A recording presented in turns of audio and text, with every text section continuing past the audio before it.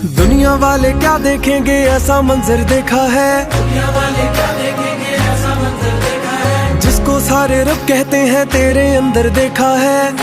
ओ डूबे हुए मेरे दिल दा, डूबे हुए मेरे दिल दा, तेरी आंखों में किनारा है, तेरे बिना ना गुजारा है।